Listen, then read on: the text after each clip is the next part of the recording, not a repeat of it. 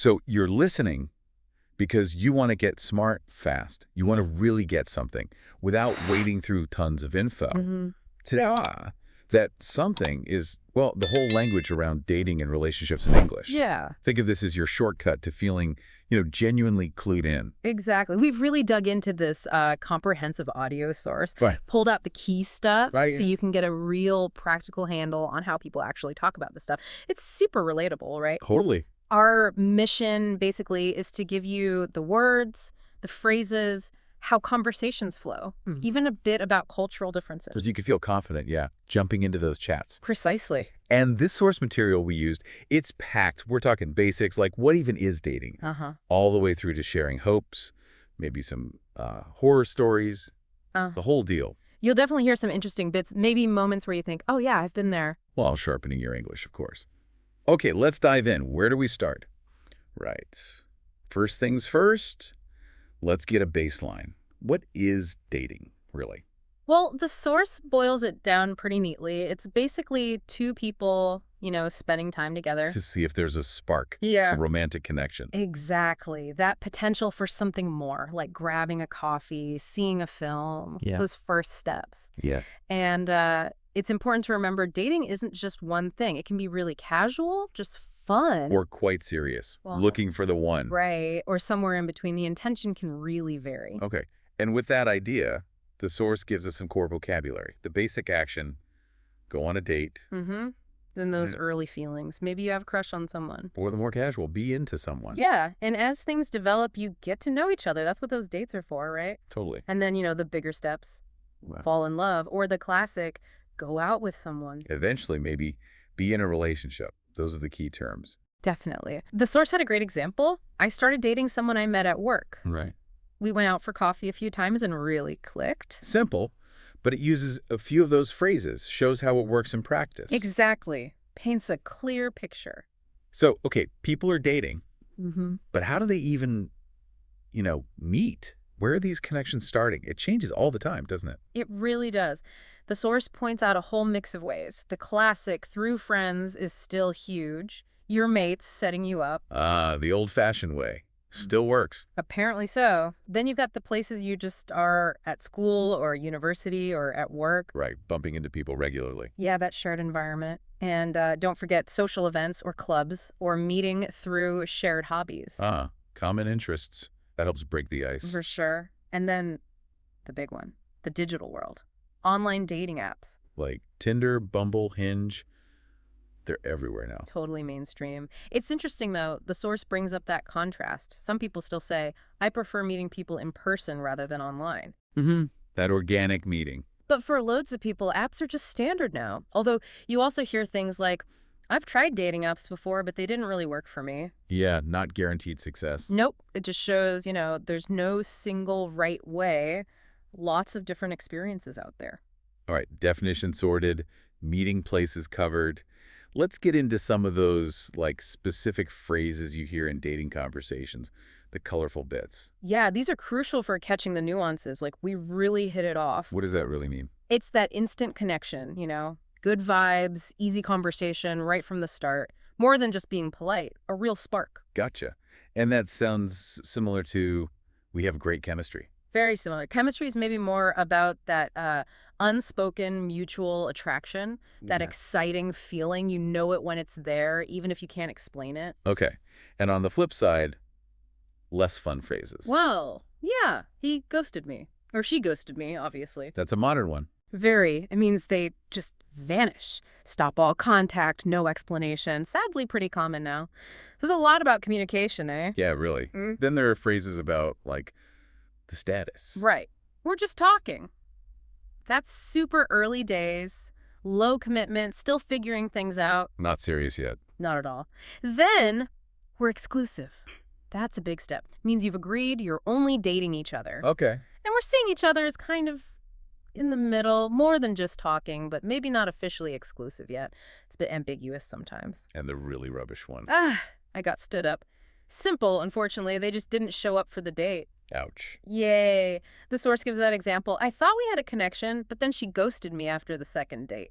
Really shows the sting. Definitely a reminder that dating can be disappointing sometimes. For sure. But also you get examples like, we hit it off right away. We talked for hours on the first date. So, swings and roundabout. Okay, imagine you're actually on the date. Success. What do you talk about? The source maps out some common topics. Yeah, this is where you start digging a bit deeper, right? Beyond first impressions. Often starts with hobbies and interests. What makes them tick outside of work? Exactly. Then work or studies, what they do all day, their ambitions, and travel and future plan, dreams, goals. Where they see themselves going. Mm-hmm. Family and background often comes up too, gives you a sense of their roots. And the easy stuff. Music, films, books, shared tastes can be a great connector. Definitely. Even food, lifestyle, values. That can hint at deeper compatibility or lack thereof.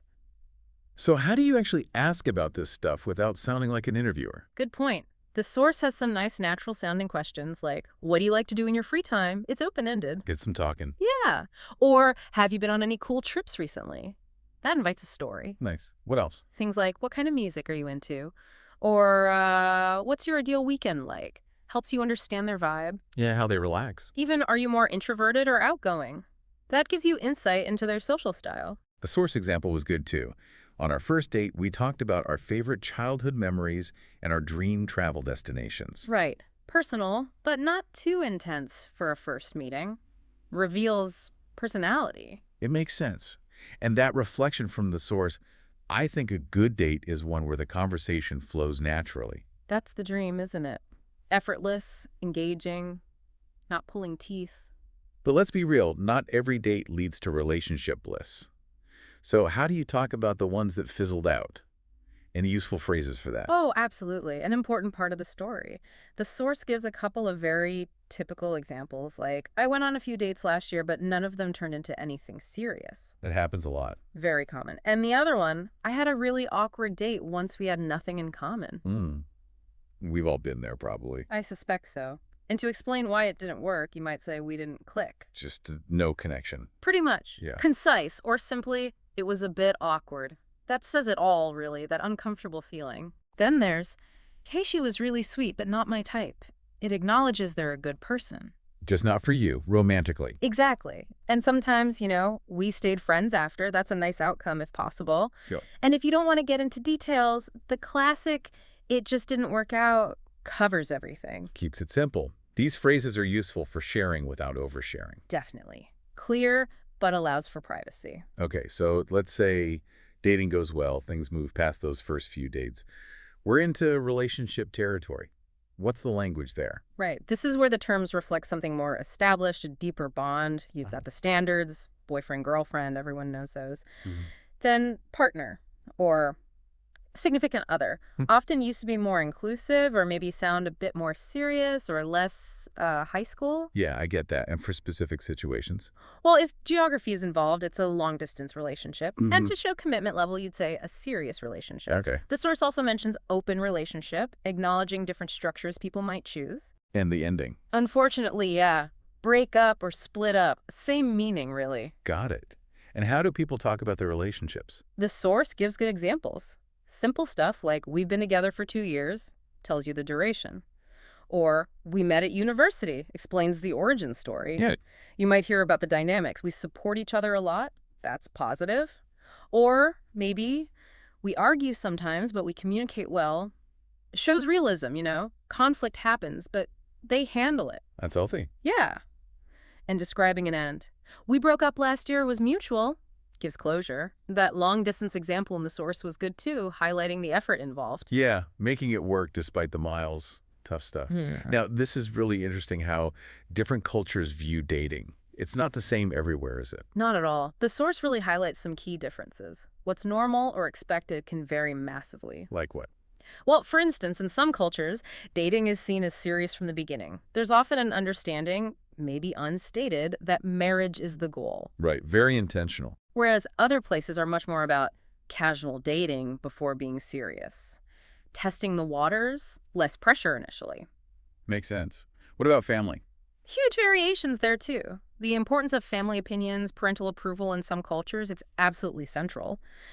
In others, individual choice reigns supreme. That must change things a lot. Definitely. Even things like public displays of affection, PDA, holding hands, kissing in public. The level of acceptance really shifts depending on where you are. What might be totally fine here could be frowned upon elsewhere. Exactly.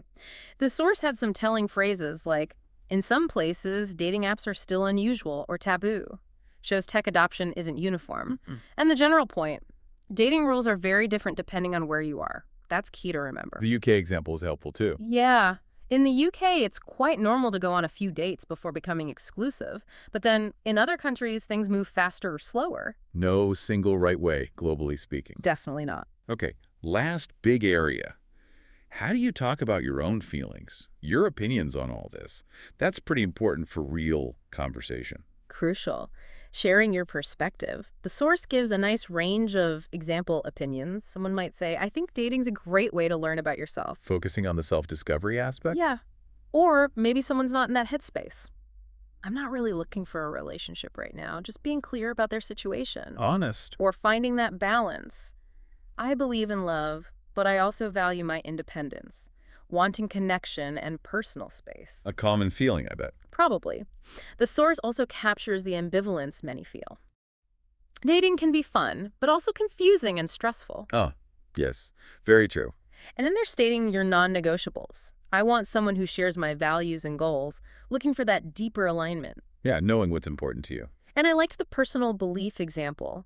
Honestly, I think dating should feel natural, like you can be your true self around someone. That's the ideal, isn't it? Authenticity. Pretty much. And to help you phrase your own thoughts, the source suggests useful starters. Things like, in my opinion, or from my experience. Or, I've learned that. Exactly. They just give you a little launching pad to share your own take on dating and relationships. So wrapping up this deep dive into English dating language, we've covered quite a bit. Started with the basics, what dating even is, how people connect. Then moved into the actual words and phrases you hear, especially early on. Yeah, the vocab. And then what to talk about on dates, how to reflect on past experiences, the good, the bad, the awkward. We also touched on language for established relationships, those cultural differences, which are fascinating, and finally, how you express your own views. Right. So now a little challenge for you listening. Yeah. The source suggests trying to speak for, say, just a minute or two on a few things. Yeah, good practice. First up, describe your ideal date. What would that look like for you? Second, talk about a past dating experience. Could be good, bad, funny, whatever comes to mind. Third, what's your opinion on dating in your country? What are the norms? The challenges, maybe. And lastly, describe the kind of partner you'd ideally like. Think personality, lifestyle, values, that sort of thing. Doing this, actually trying to use the language, is brilliant for locking it in.